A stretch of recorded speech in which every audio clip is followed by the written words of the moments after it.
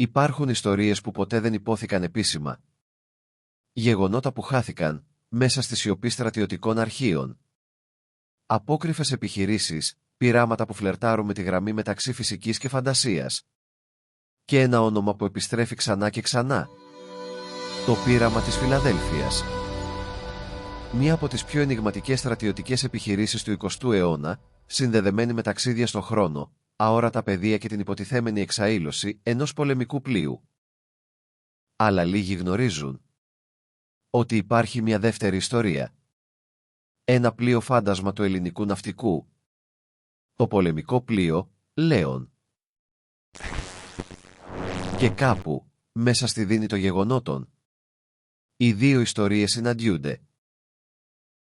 Η χρονιά είναι το 1943.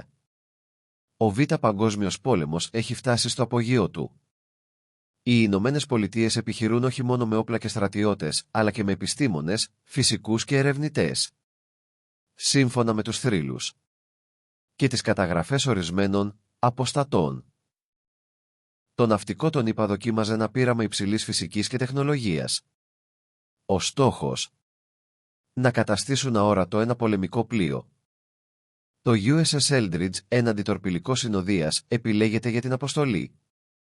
Το πείραμα φέρεται να έλαβε χώρα στην ναυτική βάση της Φιλαδέλφειας. Εφαρμόστηκε, υποτίθεται, ένα ισχυρό ηλεκτρομαγνητικό πεδίο. Ποινία Τέσλα. Πλάκες Βαντεγκρόφ. Τεχνολογία που παραβίαζε τις σταθερές του χώρου και του χρόνου. Οι αναφορές είναι ανατριχιαστικές. Το πλοίο εξαφανίζεται από το λιμάνι. Εμφανίζεται, λένε, για λίγα δευτερόλεπτα στο Νόρφολκ της Βιρτζίνια, εκατοντάδες χιλιόμετρα μακριά και ξαναγυρνά. Αλλά όχι όπως έφυγε. Ναύτες φέρονται να βρέθηκαν ενσωματωμένοι στο ατσάλι του σκάφους. Άλλοι παραλήρησαν. Κάποιοι εξαφανίστηκαν. Και κάποιοι απλώς πάγωσαν στο χρόνο. Η επίσημη εκδοχή: το πείραμα δεν συνέβη ποτέ. Αλλά οι σκιές επιμένουν.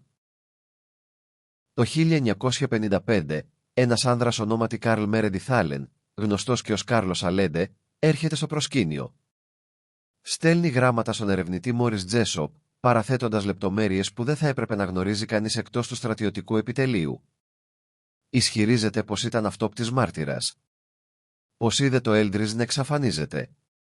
Πως γνώριζε για τη θεωρία ενιαίου πεδίου του Αϊνστάιν και την απόπειρα της χρήσης της στο στρατό. Τα γράμματά του γεμάτα κώδικες, υπενιγμούς και τεχνικούς όρους. Αρχικά, θεωρούνται τρέλα. Αλλά ο Τζέσοπ καταλήγει νεκρός. Αυτοκτονία λένε. Ή μήπως φήμωση. Το 1951, το πλοίο Eldridge μεταφέρεται στην Ελλάδα ως στρατιωτική βοήθεια. Μετονομάζεται σε Λέων, D54. Και από εδώ η ιστορία παίρνει μια πιο ελληνική, αλλά εξίσου μυστηριώδη τροπή. Το Λέων εντάσσεται στο στόλο του ελληνικού πολεμικού ναυτικού. Κανείς δεν γνωρίζει την προηγούμενη πολεμική του πορεία με ακρίβεια. Κανείς δεν αναφέρεται ποτέ στο πείραμα της Φιλαδέλφειας. Όμως, πρώην ναύτες του ελληνικού πληρώματος, δεκαετίες αργότερα, θα μιλήσουν για ανεξήγητα φαινόμενα εντός του πλοίου. Σύμφωνα με πρώην μέλη πληρωμάτων του πολεμικού ναυτικού, το Λέων δεν ήταν σαν τα άλλα πλοία. Ανεξήγητα ηλεκτρικά φαινόμενα. Ξαφνικές παρεμβολές στα ραντάρ. Ηλεκτρονικές βλάβες χωρίς αιτία. Ένας από τους ναύτες, ο Γαμακάπα, μιλώντας σε ανεξάρτητο ερευνητή, αποκάλυψε: «Μια νύχτα, στο Αιγαίο, χάσαμε για λεπτά κάθε επαφή με τον υπόλοιπο στόλο. Τα ραντάρ δεν μας έπιαναν. Τα ρολόγια μας πήγαν πίσω. Όχι πολύ. Μόλις 2 λεπτά. Αλλά όταν το συζητήσαμε, μας είπαν να μην μιλήσουμε ξανά». Άλλοι ανέφεραν παραμορφώσεις στην αίσθηση του χώρου μέσα στο σκάφος. Κάποια δωμάτια μεγάλωναν ανεξήγητα. Άλλες φορές απλώς δεν υπήρχαν. Ή μήπως δεν ήταν ποτέ εκεί. Θεωρίες φυσικών που ενδιαφέρθηκαν για την υπόθεση αναφέρουν ότι, αν το πείραμα της Φιλαδέλφειας ήταν αληθινό, τότε το πλοίο μετατράπηκε έστω και για λίγο σε κανάλι διάσπασης του συνεχούς του χρόνου. Σαν μια πλωτή σκιά που διέριξε τον ιστό του πραγματικού. Και αυτή η ρογμή δεν κλείνει ποτέ πλήρως. Το Λέον, φέρνοντας αυτή την παρακαταθήκη, μετατράπηκε εν αγνία όλων σε μια πηγή ασταθούς ενέργειας. Όχι πλέον όπλο, αλλά πύλη. Το 1990, το πλοίο αποσύρεται. Το Λέον οδηγείται σε απόσυρση. Αλλά όχι σε μουσιακή ανάπαυση. Όχι σε ηρωική αποχαιρετιστήρια τελετή. Το Λέον διαλύεται. Κομμάτι-κομμάτι. Χάνεται. Ξαναγίνεται ατσάλι. Ή μήπως εξαφανίζεται ξανά. Το USS Eldridge. Ο Λέον. 2 ονόματα, ένα σκαρί, 2 εποχές και μια κοινή κατάρα. Κάποιοι πιστεύουν πως το πείραμα δεν αφορούσε μόνο την αορατότητα, αλλά τη χρονική μετατόπιση. Το άνοιγμα πυλών σε άλλα πεδία ύπαρξης.